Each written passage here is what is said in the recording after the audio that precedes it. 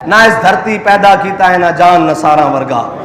اور نہ کوئی ہوسی نہ کوئی ہویا انہاں چاراں یاراں ورگا، اور تیرے غلاموں کا نقش قدم ہے راہ خدا۔ اعلیٰ حضرت فرماتے ہیں حضور کے غلاموں کا نقش قدم جہاں ان کے پاؤں لگے نا، نقش قدم سے مراد یہ ہے صاحب ذرا وہ حضور کے دین کے لیے چلے، اب جہاں ان کے گھوڑوں کے پاؤں لگے ہیں جی، جہاں جہاں وہ نشان راہ چھوڑ کر گئے، تیرے غلاموں کا نقش قدم ہے راہ خدا، وہ کیا بہک سکے جو یہ سراغ لے کے چلے۔ اس لیے تو ہم بتاتے ہیں کہ اوے قرآن کی حفاظت کے لیے حضرت خالد بن ولید کی طرح باہر نکلو، حضرت مثنیٰ کی طرح باہر نکلو، حضرت شرحبیل کی طرح باہر نکلو، تیرے غلاموں کا نقش قدم ہے راہ خدا، وہ کیا بہک سکے جو یہ سراغ لے کے چلے۔ لیکن جن کے پاس سراغ اور جن کے پاس جناب نشان راہ صرف IMF کا دروازہ ہو، یہ قرآن پاک کے حوالے سے لکھا ہوا ہے کہ قرآن کو پڑھنے والا یا قرآن پر عمل کرنے والا وہ ہر ایک کے دروازے سے، ایک تو ہے نا حضرت فاروق اعظم کے دروازے پر آیا ایک مانگنے والا، کہنے لگا جی آج جناب مرچیں ختم ہو گئی ہیں، آج نمک ختم ہو گیا ہے، آج آٹا ختم ہو گیا ہے، آج جناب گھر کی سبزی ختم ہو گئی ہے، آج جناب گھر کا خرچہ ختم ہو گیا ہے، حضرت فاروق اعظم کے دروازے پر روزانہ آ جائے۔ حضرت فاروق اعظم نے فرمایا جا قرآن پڑھا کر، کیا تو روزانہ مانگنے، یہ تو اچھی عادت نہیں ہے نا روزانہ مانگنے والی ہے جی۔ تو حضرت فاروق اعظم نے فرمایا کہ کیا تو روزانہ مانگنے کے لیے آ جاتا ہے، جا کر قرآن پڑھا کر۔ وہ شخص چلا گیا، پھر بڑی مدت ہوئی، حضرت فاروق اعظم کو ایک دن سر راہ ملا۔ جب سر راہ ملا تو حضرت فاروق اعظم نے کہا یار تو ناراض ہو گیا ہے، تو آیا ہی نہیں کبھی مانگنے کے لیے، تو آیا ہی کبھی نہیں مانگنے کے لیے۔ اس نے کہا آپ نے مجھے کہا تھا جا کر قرآن پڑھو، قرآن نے مجھے عمر کے دروازے سے بے نیاز کر دیا ہے۔ قرآن وہ ہے جو عمر کے دروازے سے بھی بندے کو بے نیاز کر دیتا ہے ہیں جی، فارق حق و باطل امام الہدا، قرآن تو وہ ہے۔ اور حضرت سید خدری فرماتے ہیں کہ قال رسول اللہ صلی اللہ تعالی علیہ وسلم یقول الرب من شغلہ القرآن و ذکری، فرمایا کہ حضور سید عالم صلی اللہ تعالی علیہ وسلم نے فرمایا کہ رب العالمین نے فرمایا کہ جس شخص کو قرآن اور میرا ذکر اتنا مشغول کر دے کہ وہ مجھ سے مانگ بھی نہ سکے ہیں جی، اس کا معنی یہ ہے کہ ہم نے امیر المجاہدین کو کبھی اپنی صحت کے لیے دعا کرتے ہوئے نہیں دیکھا، دین کے لیے اتنے مشغول ہو گئے، اللہ کے قرآن کو پڑھتے ہوئے اتنے مشغول ہو گئے، ختم نبوت اور ناموس رسالت کے لیے اتنی جدوجہد کی، میں نے تو اپنے ہوش میں امیر المجاہدین کو اپنی صحت کے لیے یا اپنے لیے دعا مانگتے ہوئے نہیں دیکھا۔ جب بھی دعا مانگی تو ہم نے سنا اللہم اید الاسلام والمسلمین، فرمایا یا اللہ اسلام کے ساتھ مسلمانوں کو مزید عزت عطا فرما، یا اللہ ان کو بلند عطا فرما۔ ہم نے تو یہ دعائیں اور یہ دعائیں کرتے ہوئے سنا اللہم اذل الکفر والکافرین اللہم شتت شملہم، ہم نے تو یہ دعائیں کرتے سنا۔ امیر المجاہدین کو یہ دعائیں کرتے ہوئے نہیں سنا کہ جناب یا اللہ مجھے یہ عطا فرما دے۔ یہ اس حدیث کا مصداق ہے نا، فرمایا جو شخص قرآن میں اور میرے ذکر میں اتنا مشغول ہو جائے کہ وہ مجھ سے مانگ بھی نہ سکے تو میں اسے مانگنے والوں سے زیادہ عطا کرتا ہوں۔ میرے آقا مولا صلی اللہ تعالیٰ علیہ وسلم نے فرمایا کہ اللہ تعالیٰ فرماتا ہے تمام کلاموں پر قرآن کو ایسے فضیلت حاصل ہے جیسے مجھے رب کو اپنی مخلوق پر فضیلت حاصل ہے، مجھے رب کو اپنی مخلوق پر فضیلت ہے۔ کیا مخلوق اور کیا خالق کا،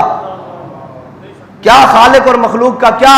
جناب نسبت ہو سکتی ہے، کیا برابری ہو سکتی ہے؟ فرمایا قرآن کو تمام کلاموں پر ایسے فضیلت حاصل ہے جیسے مجھ اللہ کو، مجھ رب کو تمام مخلوق پر فضیلت حاصل ہے، یہ ہے قرآن۔ اور فرمایا میرا ذکر اور میرا قرآن پڑھنے والا، اس سے مراد یہی ہے نا میرا قرآن پر عمل کرنے والا، میرے قرآن کے دستور کو چلانے والا اور میرے قرآن کے مطابق زندگی گزارنے والا ہے جی، وہ اگر مجھ سے نہ بھی مانگے تو میں اسے اتنا دیتا ہوں کہ وہ راضی ہو جاتا ہے جی۔ اور جو غیروں کے در پر قرآن کو چھوڑ کر جائے، اس کے اصول کو چھوڑ کر جائے، اس کے جناب قوانین کو چھوڑ کر جو غیروں کے در پر جائے وہ رج سکتا ہے، وہ تو کبھی انتظار میں رہے گا کہ 2 ارب ڈالر سعودیہ نے دیے ہیں، اب جناب یہ ختم ہوں گے تو اگلے کس سے مانگوں گا؟ جو کچھ مانگنا ہے اکبر خدا سے مانگ، یہ وہ در ہے جہاں ذلت نہیں سوال کے بعد۔ اور اس کا مطلب خدا کا در حضور کا در ہی ہے نا، جو وہاں سے ہو یہیں آ کے ہو، جو یہاں نہیں تو وہاں نہیں۔ بخدا خدا کا یہی ہے در، ہاں جی، بخدا خدا کا یہی ہے در، نہیں اور کوئی مفر مکر، جو وہاں سے ہو یہیں آ کے ہو، جو یہاں نہیں ہاں وہاں نہیں۔ یہ اس کا مطلب یہی ہے کہ حضور کے در پر آنا پڑے گا نا، اور قرآن پڑھنا پڑے گا، اور قرآن پر عمل کرنا پڑے گا۔ اور قرآن وہ ہے، وہ معزز سے زمانے میں مسلمان ہو کر، قرآن وہ ہے جسے صحابہ نے پڑھا اور پھر رومی جاسوسوں نے دیکھا، انہوں نے کہا یار یہ کون سی مخلوق آ گئی ہے، یہ کون لوگ آ گئے ہیں جو نہ دن دیکھتے ہیں نہ رات دیکھتے ہیں، نہ جناب سمندر دیکھتے ہیں نہ دریا دیکھتے ہیں، نہ جناب صبح دیکھتے ہیں نہ شام دیکھتے ہیں، یہ جدھر آتے ہیں جناب گھما کے رکھ دیتے ہیں، جناب لشکروں کے لشکر اڑا کے رکھ دیتے ہیں، اور جناب یہ وہ لوگ ہیں جن کے اٹھے ہوئے قدم کبھی دفاع کے لیے بھی واپس نہیں جاتے، یہ کون سی مخلوق آ گئی ہے؟ انہوں نے کہا بھئی اپنے جاسوس بھیجو اور دیکھو کہ یہ کیا کرتے ہیں، یہ کون سی ایکسرسائز کرتے ہیں، یہ کون سی خوراکیں کھاتے ہیں، یہ کون سی ٹریننگ لیتے ہیں، یہ جناب کون سی مشترکہ فوجی مشقیں کرتے ہیں جن کی وجہ سے جناب ان کو شکست ہی نہیں دی جا رہی۔ تو رومی جاسوس آیا اور وہ کچھ دن صحابہ کے لشکر میں بیس بدل کے رہا، اور بیس بدل کر جب رہا تو واپس گیا نا، تو جا کر اپنے جناب جرنیلوں سے کہنے لگا، اپنے بادشاہوں سے کہنے لگا، اپنے قیصر روم سے کہنے لگا، اور جناب اپنے ہرکل سے اور سب سے کہنے لگا، اس نے کہا عمر حبان باللیل و فرسان بالنہار، انہوں نے کہا رات کو جب وہ آپ اللہ کے حضور کھڑے ہوتے ہیں نا اور قرآن کی تلاوت کرتے ہیں، سجود اور جناب رکوع کرتے ہیں، وہ کیا کہتے ہیں، نہ قیام نہ قعود نہ رکوع نہ سجود، بردر یار گزارے نماز عجبے، ہاں جی، کہتے ہیں جب جناب اللہ کے ہاں کھڑے ہوتے ہیں نا نماز پڑھنے کے لیے، اور جناب جب قرآن کی تلاوت رات کو کرتے ہیں، اور جناب جب سوچ سے قرآن پڑھتے ہیں، تو لگتا ایسے ہے کہ انہیں دنیا و مافیا کی کوئی خبر ہی نہیں، ان کا دنیا سے کوئی تعلق ہی نہیں، ان کا دنیا داری میں کوئی رہنا ہے ہی نہیں، یہ تو کوئی اور راہب ہیں جن کا کوئی دنیا داری سے تعلق نہیں، یہ کٹ کر اپنی زندگی جی رہے ہیں۔ کہتا ہے رات کا منظر یہ ہوتا ہے، ساری رات کھڑے ہو کر اللہ کے حضور قرآن پڑھتے ہیں، نمازیں پڑھتے ہیں، تلاوتیں کرتے ہیں، ذکر اذکار کرتے ہیں، وَفُرْسَانٌ بِالنَّهَارِ، اس نے کہا جب صبح گھوڑوں کی پشت پر بیٹھتے ہیں نا تو ان کو دیکھ کر ایسے لگتا ہے کہ ان کی پشتوں پر درخت اگائے ہیں، ان کی پشتوں پر ایسے دلیری سے سینے چوڑے کر کے بیٹھتے ہیں، اور ایسے دلیری سے سامنے والے کو یہ محسوس ہوتا ہے کہ ان سے بڑا کوئی شاہ سواری موجود نہیں۔ یہ ہے مسلمانوں کی تاریخ، اور مسلمان کبھی بھی اسباب سے نہیں، مسلمان کبھی بھی اسباب سے نہیں، مسلمان ہمیشہ مسبب کے فضل سے چلتے ہیں، اور مسبب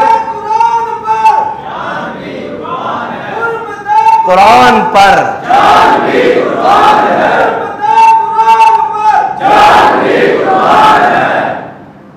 یہ جن کے